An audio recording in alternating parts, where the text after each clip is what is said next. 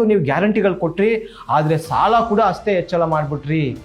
ಏನು ಗ್ಯಾರಂಟಿಗಳ ಬಂದ ನಂತರ ಸಿದ್ದರಾಮಯ್ಯನವ್ರ ಸರ್ಕಾರ ಸುಮಾರು 5 ಲಕ್ಷ ಕೋಟಿ ರೂಪಾಯಿ ಸಾಲ ಮಾಡಿದೆ ಅಂತೇಳಿ ಬಹಳಷ್ಟು ಟೀಕೆಗಳನ್ನ ಮಾಡ್ತಾ ಇದ್ದಾರೆ. ಆದರೆ ವಾಸ್ತವ ಏನಪ್ಪ ಅಂತಂದರೆ, ಸಿದ್ದರಾಮಯ್ಯ ಸರ್ಕಾರ ಸಾಲ ಮಾಡಿರ್ತಕ್ಕಂಥದ್ದು ನಿಜ, ಆದರೆ 5 ಲಕ್ಷ ಕೋಟಿ ಅಂತಕ್ಕಂಥದ್ದು ಸುಳ್ಳು. ಏನಪ್ಪ ಅಂತಂದರೆ, ಕರ್ನಾಟಕದಲ್ಲಿ 2025-26ರಲ್ಲಿ ಅಂದಾಜು 1,16,000 ಕೋಟಿ ರೂಪಾಯಿಗಳನ್ನು ಕರ್ನಾಟಕ ಸರ್ಕಾರ ಸಾಲ ಮಾಡಿದೆ. ಒಂದು ವರ್ಷಕ್ಕೆ 1,16,000 ಕೋಟಿ ರೂಪಾಯಿ ಅಂದರೆ ಇದನ್ನು ಬರೀ ಗ್ಯಾರಂಟಿಗಳಿಗೋಸ್ಕರ ಮಾಡಿರೋ ಸಾಲ ಅಲ್ಲ. ಯಾಕೆಂದರೆ ಗ್ಯಾರಂಟಿಗಳಿಗೆ ಖರ್ಚಾಗ್ತಾ ಇರ್ತಕ್ಕಂಥದ್ದು ಕೇವಲ 51,000 ಕೋಟಿ ರೂಪಾಯಿ ಒಂದು ವರ್ಷಕ್ಕೆ. ಹಾಗಾಗಿ ಗ್ಯಾರಂಟಿಗಳಿಗೆ ಮಾತ್ರ ಅಲ್ಲ, ಇತರ ಕಾಮಗಾರಿಗಳಿಗೆ ಎಲ್ಲದಕ್ಕೂ ಸೇರಿ ಸರ್ಕಾರ ಸಾಲ ಮಾಡ್ತಿದೆ ಅಂತ ನಾವು ಅರ್ಥ ಮಾಡ್ಕೊಳ್ಬೇಕು.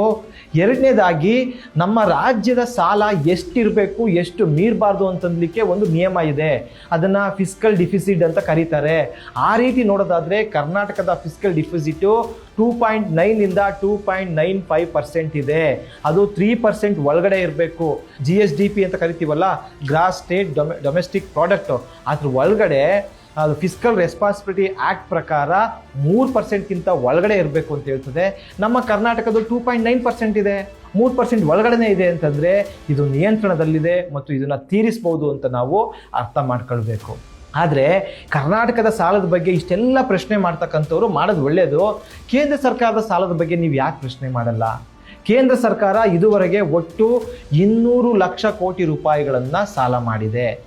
ಅದು ಆ ಫಿಸ್ಕಲ್ ಡಿಫಿಸಿಟ್ನ ನೋಡೋದಾದರೆ GDPಗೆ 4.4% ಇದೆ, ಅಂದರೆ 3%ಗಿಂತ ಜಾಸ್ತಿ ಇದೆ. ಅದನ್ನು ನಾವು ಯಾಕೆ ಪ್ರಶ್ನೆ ಮಾಡೋದಿಲ್ಲ? ಕರ್ನಾಟಕ ರಾಜ್ಯದ ಮಾತ್ರ ಯಾಕೆ ಪ್ರಶ್ನೆ ಮಾಡ್ತೀವಿ?